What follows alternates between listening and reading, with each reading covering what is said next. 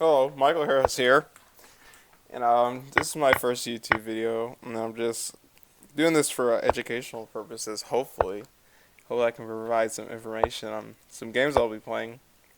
I mostly did this just to improve my own chess, improve my focus, and I'll just be playing a few games, I guess, analyzing.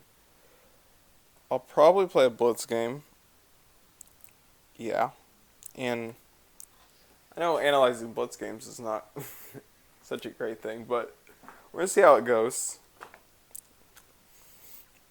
Wait for a game here, and personally, I'm not that great at Blitz, so we'll see how this goes, and we get a strong player.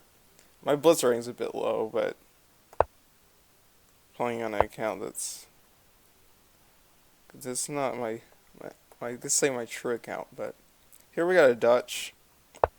My opponent playing kind of the main line, just restricting me from playing b6 and bishop b7 myself. And knight h3, this is an interesting move. I believe the idea of it is to basically maybe plunk the knight on f4, or control the f5 square for any f5 breaks. And then my opponent's going for a double fianchetto, which is pretty common, and just gain more control of the e5 square. So here, I'm going to play e6, trying to get an e5, which is the main break in the Dutch you want to achieve. And usually White goes for e4 himself. So now this is critical. This is where I need to really come up with a plan. Knight c6. I just want to make sure he can't respond with d5, because that's not a fun move to encounter. I'm thinking about a5, which is just a typical move, which I'll play. Now, yeah, okay. I think I'm going to play queen e8, which is typical. Basically trying to swing the queen around to the king side for a king side attack. Okay, knight c3, just e5 is on his agenda here. Not feeling good about my position. Well, now I can play e5 myself. So I think I should do so. There's nothing stopping me. e5.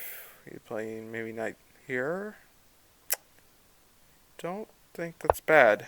So we'll play it, because that's a main break. Usually if e5 is played in Dutch, for the black side it's usually equalizing, so no, this pawn's not protected, but and if he plays e4, he's going to get some pressure, but I think I have a nice position here. Well, not a terrible one. I wouldn't say necessarily nice, but definitely a fine one. So take here. I could have considered f5, but kind of crossed my mind. Okay, now I have the d4 square, and he just that's weird. He just takes. I don't know if I agree with that so much. He could play knight b5, and I'll probably play bishop d8, and then follow up by developing my rook via a6. Yes, okay. He does so. Like I said, I should play bishop d6 is available. I think I should do that instead. It's more active square. Yeah. Okay. I need to go faster. Stop commenting so much, but that's what I should do. I didn't want to take, because he'd take with check. Basically, he's just gaining in tempo. No. I don't know what my opponent's plan is. I mean, I have an isolated pawn, but I don't think it's horrible. I have active pieces. This is usually what you're going for. So I need to look at moves such as knight b4 to try to get my knight, or be annoying. Maybe rook d8 next, X-raying his queen, possibly. I'll be aware that this pawn's hanging, though. If ever he takes here, yeah. Okay. Is he playing with this move? Rerouting the knight? I think I'll want to play here. I would develop my pieces first, actually. Let's do that. Develop my pieces. No, maybe he has the idea of take. Yeah, that is his idea, actually. Ooh, that's a really bad mistake on my part. No, it's not terrible. Never mind. I thought he was gonna here take, and then check, and try to get like a fork on f7. This is the reason behind, but it doesn't work simply because my rook's there. It's an interesting position. Still looking at knight b4. I'm catching up on the clock, which everything but good. So knight b4 looks good because it challenges his knight. I think I will play that, but if he takes, and then he's grabbing the b7 pawn. But do I have here? Well, I'm threatening this pawn too as well. Maybe play a6 just to get rid of kick this knight. Yeah, slightly annoying, but it weakens my light squares. I don't know if it's completely necessary. Because usually, in these structures, you usually don't play h6 or g6 of any kind, since your king side's already pretty weak. So I don't know what I'm expecting here. Yeah, okay, just moves back. I think I have a fairly active position here. I think knight b4 is correct. Well, knight b4 just didn't drop a pawn, but maybe here to be annoying. Okay, I gotta go with my intuition here. I think knight b4 is the way to go. Knight b4. Let's go knight b4. I'm not dropping the d pawn, am I? We gotta hope. Pray. I'm at e pawn, I believe. Yeah, sorry. So hopefully I'm active enough. I don't think he's winning my d pawn. I don't think he is, but who knows? I could have some interesting possibilities here. That's a very odd move. Just go back. So he's just letting me in here. Okay. I think I have advantage now. I'm going to get the bishop pair in an open position. I have 9 seconds, so anything could happen. I think he could run out of time, though.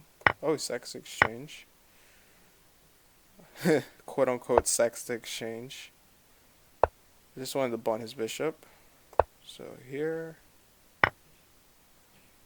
Let's go here. Gotta pick up the pace. Let's go here. Attack his bishop. Let's go here.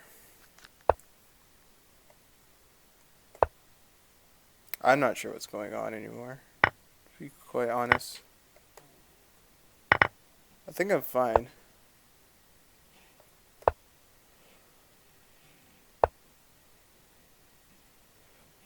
Did I get my rook trapped? Yes, I believe I did.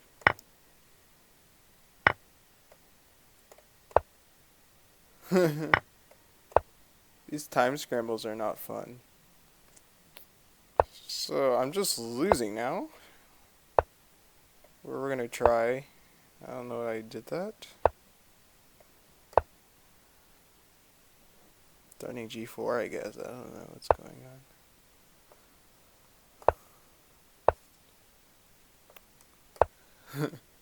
I'm just being annoying now. I could get a draw, maybe, if he starts floundering. Yep. Well, my opponent was not. I would not be happy with that myself, but that was a pretty messy game. He left. No point in playing that. I'll just go over that right now. Yeah, and I usually don't like using the engine when analyzing these games because engines are no fun. Anyway, when I first set up here, early b3. Usually don't see b3 till they castle, which I don't think it's that big of a deal. I just castle And basically, he's just trying to get more control of the e5 square, which is a main break in the Dutch. He castles, I play a5, which I'm just trying to gain space, maybe hitting at a4, trying to break up his pawn structure, a3, disrupting the position of the dark squared bishop. Play c4, gaining space, and queen e8 is, man, I mean, you're just trying to bring your queen to the king side. And then also, I've noticed that oftentimes you can play knight c6 without having worries that maybe after e5 and eventual e5 and exchanges, that bishop takes here won't affect your pawn structure and give you double isolated pawns in the c file. So I noticed that as a characteristic. Now I got an e5, which I don't know if knight c3 is accurate. I mean, the position gets really sharp, so I'm not positive, but yeah, he goes immediately for e4, and I could have went f5 here, which I should have gave more thought, but I mean it's a pawn sacrifice, but I get a lot of activity. Well, it's not a pawn sacrifice, but I necessarily don't want to give up my bishop for his knight on h3. So I could have played f5, which I don't believe it that much, to be honest. I mean, maybe in a blitz game, but I'm not really dropping a pawn, am I? So it just takes, what? Knight h3 looks active. I could also just win my pawn back, but no, I'm not winning my pawn back. Queen d5 check. Just drops a piece. Yeah. So no, I don't think it's that great. I'm kind of lacking development for this opening at the position. I can't easily get my queen into the action either, because this knight controls some key squares. And so I don't think it's that great. So yeah, I think the way I play is fine. Just now I have some active play, which is usually you're looking for in the Dutch. I was worried about this move, but there's nothing to fear. I thought he had like knight f7 tricks, but no. So he just develops. I got rid of this annoying knight. It's kind of making me worried. I block his dark light square bishop in the process. Yeah, I don't know about this. I think he should really worry about my knight invading in the position. So, knight h3. Yeah, I don't think this is right. Yeah, he just sacks exchange. This is where we got a lot of time pressure. Yeah, my pawn's hanging. Yeah, I don't know if there's much point analyzing past this point due to the time pressure. But, yeah, I got active. Maybe here and here was a good idea. I didn't quite notice it in the... Yeah, but I think I had a good position here. Until I went crazy and dropped my rook. Yeah, I believe I just dropped my rook here. My rook's trapped, I mean. Yeah, I'm not sure what that move is, but yeah, this is pretty much in here. I think this is a very important, if you ever play Blitz, keeping a pressure on your opponent, especially if it's time pressure. It's just this constant threat of mate on g2, which, I mean, I was just pestering, and he wants to go for the win, obviously, since he's up, what, 3 pawns? Yeah. So, I mean, yeah, that constant threat, I mean, it can really get to you knowing that you can't move your knight, and sometimes you just forget it, which just happened here. So we both had 3 seconds or 5 seconds on the clock. So yeah, and I hope you enjoyed that game. That was my first game. I hope you all enjoyed it. It had some instructional value, and I'll continue posting these vids if everybody else likes them. So take care. Bye.